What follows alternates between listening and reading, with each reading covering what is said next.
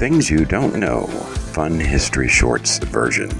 The journey to putting together this podcast and the book by the same name, which is available through Amazon and at select libraries, has been filled with unexpected discoveries. We cover a wide range of topics from light issues to more serious issues, always looking to combine fun and entertaining information in a more conversational manner. This is nothing like a class, that's for sure. In this podcast, most presentations will include a very brief introduction, followed by voice acting of several fictional scenes, giving an idea of the flavor of the topic being covered. We're eager to get your feedback and encourage you to leave comments and suggestions. The most important thing, though, is we want you to have fun and enjoy this. Thanks a lot for listening.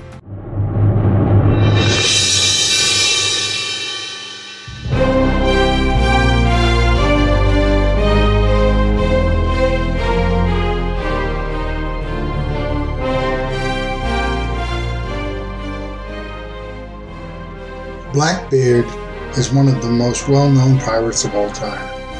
There are so many legends and myths surrounding him that the truth is almost impossible to separate from fiction. Many of the legends come from movies and popularized, unsubstantiated writings. The mysteries about Blackbeard cover his entire life, including what his real name was, where he was born, how murderous he was, and what connections he had with the UK and Jamaica. Concrete evidence points to him using fear to gain riches rather than being murderous, and to his connections in the colonies being far more complex than is commonly held to be true. In the following scenes, some insight into his character is portrayed in a partially fictionalized fashion. Enjoy. In 1703, Blackbeard received a letter of marque from the British Crown to become a privateer.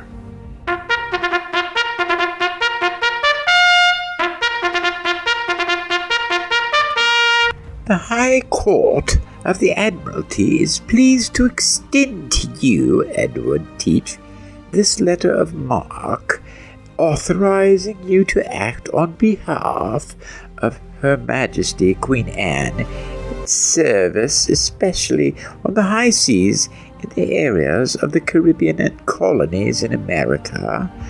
This marque institutes this day in 1703 and may be renewed at the pleasure of Her Majesty. I accept this burden of service to the Crown in humble gratitude and vow to secure my duties honorably and with distinction. God save the Queen. The court recognizes your acceptance of this service, and it is hoped that you will acquit yourself by diligently managing shipments, especially those plying under the flag of Spain. With his knowledge of the waters in the Caribbean and coastal Americas, Blackbeard acquitted himself in fine fashion. He came to realize that as a pirate he would make substantially more money, and that he would be able to run a command as he saw fit. To that end, contacted the pirate Captain Hornigold.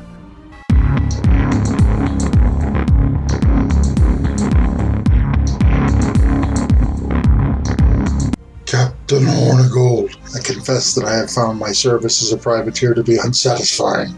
It is my pleasure to serve the Crown, but the lack of remuneration, the treatment of the sailors, and the curtailing of personal direction was disappointing, to say the least. If you seek another path offering better remuneration and more self-direction, there may be a way for you to secure those benefits. I understand, and I'm eager to discuss possibilities with you to that end. In my service, you could become more proficient in commanding your own vessel and secure better compensation to boot. My men are treated with consideration and respect, especially being without the regulations of the crown. I am ready to start plying this trade with you immediately. What do you require? A willing disposition and an able body, both of which I see in evidence now in 1713. I find myself in need of a stout-hearted second in command. Let's retire to the vessel and engage with the crew. As the years passed, Blackbeard proved to be as shrewd in determining the fears and weaknesses of others as he was in planning and carrying out strategies on the seas. He began wearing lit wicks in his hair and beard before battles, striking terror, causing many to think he was some kind of demon with burning snakes in his beard. He also tested his crew to ensure their readiness to engage in combat. Legend has it that on one occasion he challenged his crew, saying, "Let's make a hell of our own and see how long we can bear it, lad." With that, he had several pots of brimstone set on fire and ordered everyone into the ship's hold. Soon, the crew were gasping for air and scrambling out. When Blackbeard finally emerged, he said, "Damn ye yellow bastards.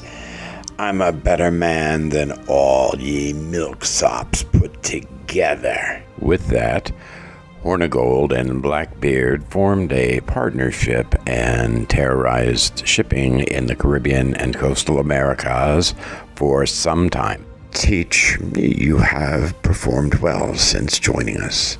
This last encounter has gained us another vessel, which will be under your command, subject to fleet decisions, of course. Aye, Captain. We'll have more adventures with the addition of another vessel. With this additional display of strength, we may be spared the need to engage in combat. Our reputation will win our victories for us.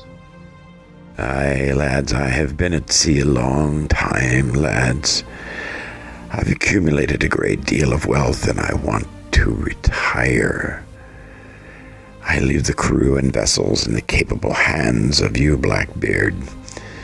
The year 1716 will be remembered as the year you took control. As the acting governor of Virginia, and on behalf of His Majesty George I, and in consideration for your service, I hereby grant and guarantee pardons for Hornigold and his crew, and Blackbeard and his crew.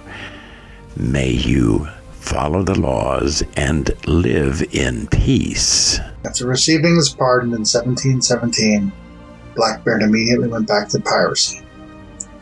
He died in 1718 as a result of illegal actions on the part of the Lieutenant Governor of Virginia. Despite having only a 2-year reign as the pirate of eminence, his reputation eclipses that of his fellow pirates. The complete history and truth about Blackbeard is not likely to ever be known. He did a very good job at hiding his lineage, probably to protect his family, and encouraged the myths surrounding his actions, probably to encourage shippers to give up cargo without a fight. We hope that you've enjoyed this episode. There is more detailed information in our book, Things You Don't Know, which is available on Amazon. We hope that you will give us a thumbs up, a like, and subscribe. We have a number of really interesting episodes coming up, and we hope that you will join us. Thanks for listening. Have a great day.